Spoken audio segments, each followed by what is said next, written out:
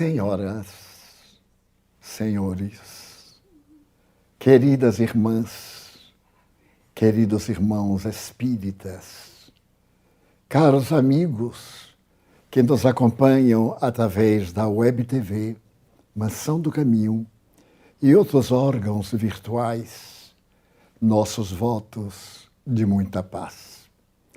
Detenho-me, não poucas vezes, a tentar interpretar o pensamento de Jesus e a multidão.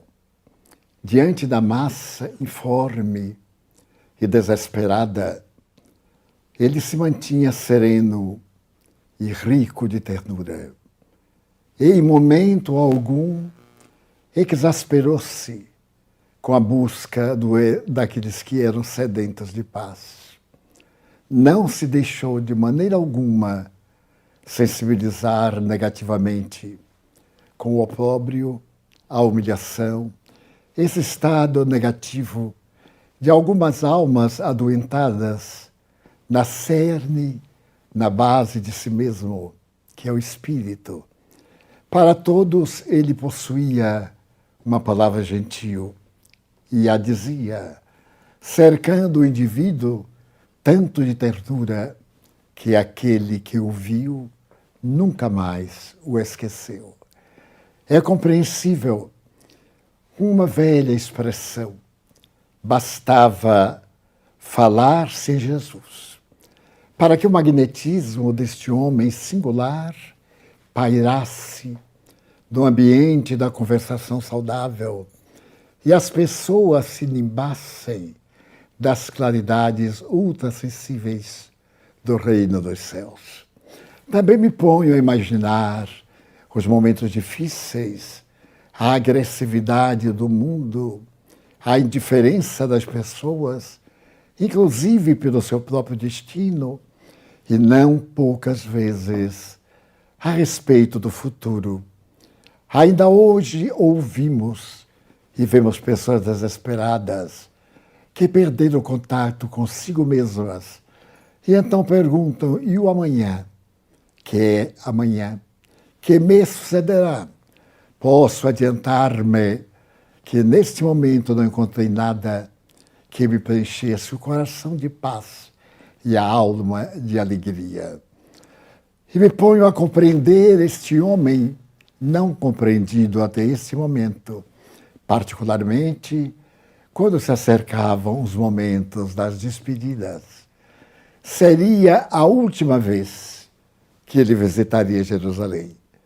Havia atravessado os grandes montes do deserto da Judeia, saída da Galileia, na parte sul do país, sob a ardência de um sol que atirava flechas fogosas e douradas da terra agreste, daquela imensidão de deserto. Parava à noite, descansava um pouco pelo amanhecer, para poder, no dia seguinte, reencetar a jornada, falando a respeito do reino de Deus. O amor entre ele e os seus, assim o Evangelho expressa, e aqueles que o amavam e que lhe pertenciam intimamente, tornavam o relacionamento mais íntimo, mais doçuroso e mais confortador. Quando, de repente, Pedro, que tinha muitas interrogações e poucas respostas, olha para aquele homem singular, de quem se deveria despedir, porque ele estava anunciando o seu retorno à casa de Deus. E lhe perguntou, Senhor, quando tu fordes, nos deixarás a sós? Nos oferecerá alguém? A tua voz gritará para nós, através de outros lábios? Como ficaremos nós, aqueles que constituímos o teu rebanho e que perdemos o contato com a nossa própria vida? E Jesus compreendeu a grande solidão daquelas almas complexas e necessitadas. Aquelas almas sabiam amar a seu modo, dentro das suas manifestações egóicas, dos sentimentos imediatos, da cultura e das circunstâncias sociais de uma época avara e perturbadora. Então Jesus, aquele grupo de homens que deveriam mudar a estrutura do planeta terrestre, parecia-lhes tão desarmados. O seu único objeto de defesa e de agressão era o amor. Mas o amor ainda estava tão mal interpretado que havia várias maneiras de dizer-se o amor a mim, o amor aos meus, o amor aos seus, particularizando a forma de se amar integralmente. E então, ante a pergunta, ele olhou ternamente para Simão. Deveria ter lágrimas nos olhos do velho apóstolo. E disse, eu não vos deixarei órfãos. Que ternura, que segurança. Ele estaria conosco até o fim dos évos e enfrentaria as dificuldades sem qualquer receio de fracasso. Não vos deixarei órfãos, mas ele respeitava a divindade, o autor do universo, sob cujo carinho também ele se encontrava. Rogarei a meu Pai e pedirei que vos mande o Consolador, aquele que o mundo ainda não conhece, porque não o tem no coração. Quando ele vier, repetirá as minhas palavras, que serão esquecidas, dirão coisas novas e ficarão convosco até o fim. Não temais, eu não vos deixarei órfãos. Parece que naquela noite de despedida, embora fosse dia, um amanhecer diferente começava na historiografia do planeta terrestre. E os acontecimentos que tiveram lugar foram muito rápidos.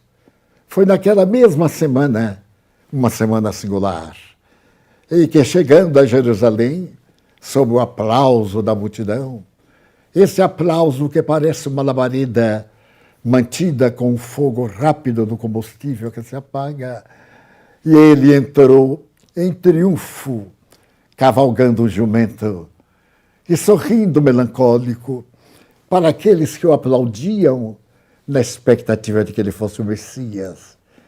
Mas não o enviado de Deus, o enviado do poder para esmagar Roma, para submeter o mundo objetivo ao seu comando e, ao mesmo tempo, beneficiar aquele povo que o elegera, que elegera Deus como único, aquele que se destaca da história como a ligeira exceção ao faraó Atom e aos deuses que ele sintetiza na palavra grandiosa da doutrina que preconiza. Então, ele tem um carinho muito especial, mas o povo não estava na altura de entender tudo que ele falava. Vós não entendeis, e é natural. Precisava antes que o conhecimento intelectual, que a cultura, a percepção pela sensibilidade objetiva do saber, habitasse o íntimo dos indivíduos para compreenderem a realidade deste mundo no outro mundo, um mundo em intercâmbio permanente, sem cessar, com o outro que se lhe interpenetra. E deixou essa esperança. É talvez na história da humanidade a única vez que o homem especial se refere à sua herança para a humanidade. Vós ainda não podeis entender, e por isso, quando ele vier, repetirá muitas coisas que nós, pelo hábito, adulteramos, mas ficará convosco por todo o tempo, até o findar dos évos. Passa uma semana e depois da tragédia invulgar do Calvário, a humanidade fica em um estado de melancolia, de angústia, que pairava no ar, indescritível, porque não estava na aparência das formas do mundo convencional, como nestes dias. A maioria de nós, portadora de sensibilidade, dá-se conta que algo além das barreiras físicas ocorre de uma maneira subjetiva, transcendental, e notamos que aquelas coisas que para nós eram muito importantes dos meses de janeiro até março, quiçá, com os acontecimentos que a pandemia trouxe para o planeta, tem agora uma outra significação, tem agora um outro resultado. E as pessoas olhem o estágio novo com lentes diferentes. Tenho ouvido muitas pessoas dizerem: planejei para o meu filho, planejei para mim próprio, depois da aposentadoria. Eu desenhei para minha família uma casa de campo, de praia, o repouso. Trabalhei com afinco, envelheço na luta diária, procurando prender a pedra ao solo e sobre ela construir a minha casa forte. Agora penso diferente. Como são transitórias todas essas edificações. Os governos acreditaram que uma nação poderosa, de um momento para o outro, poderia destruir o mundo. E para poder estar bem equipado, abriram-se os grandes armazéns nucleares. E se preparou cada povo com as suas possibilidades para uma guerra de fora. Porque a guerra de dentro, raramente nos preocupamos em observar quando começa, quando se desenvolve. E os últimos estertores, quando todos exaustos, cambaleantes, deixamos de lado e começamos a sonhar com um mundo novo. Estes são dias semelhantes àqueles, porque na sucessão dos tempos, tudo quanto o mestre disse, experimentou a corrupção do intelecto, sofreu os padecimentos da interpretação equivocada das vaidades humanas, experimentou de perto ou de longe a interpretação político conveniente para poder adaptar a mensagem à sua vida e não a sua vida à mensagem. E o cristianismo, que por um período tomou conta da terra, na parte ocidental, hoje encontra-se sob os fogos terríveis da perseguição e ele mesmo, atirado num canto da história, pretende-se fazê-lo desaparecer, como se fora o grande castigo da cultura, a este homem que preferiu vencer no mundo a ser vencedor dos prazeres do mundo.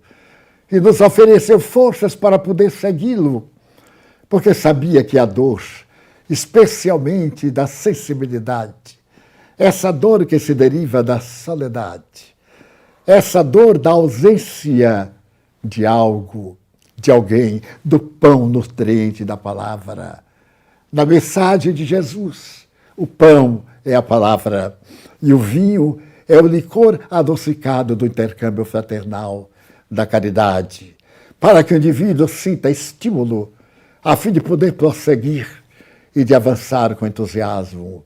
E eis que nos encontramos num momento de muita cultura e de pouquíssima paz.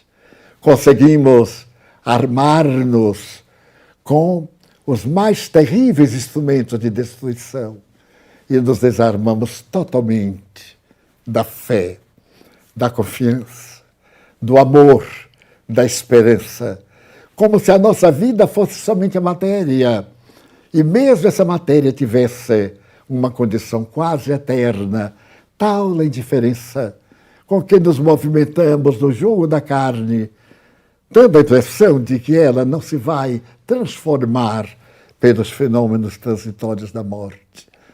Então atravessamos 19 séculos E ele voltou. Ele mandou sim. Ele mandou as vozes dos céus, que são inabordáveis. Ele mandou os exércitos espirituais como se fossem estrelas fulgurantes do zimbório celestial, para que iluminassem toda a noite das conquistas e dos prejuízos humanos. E veio a filosofia espírita dizer-nos que nós somos aquilo que pensamos. Nós somos autores do nosso destino e responsáveis por tudo aquilo quanto fazemos.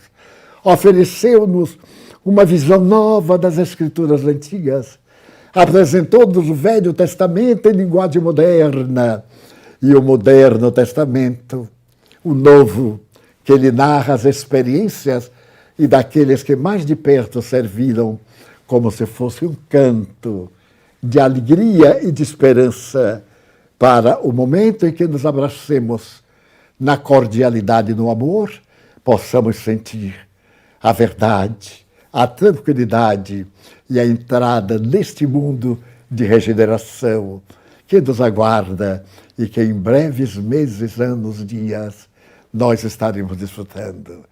Com esse entrecho, abrimos as nossas reflexões a respeito do que o Espiritismo nos dá. Quais são as contribuições valiosas para a nossa vida? Que deveríamos escolher, optar entre as paixões alucinantes e as reflexões profundas, calmantes, adocicadas de ternura e enriquecidas de sorrisos. Encontramos-nos, portanto, num momento de grande decisão, que é o momento pós-pandêmico, porque tudo na Terra passa. E a pandemia de Covid-19 também passará.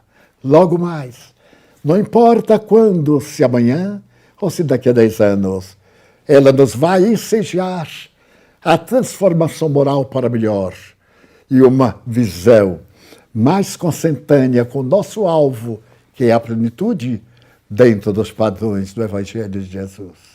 Faremos uma pequena pausa e logo voltaremos para atender às perguntas que nos dirigem.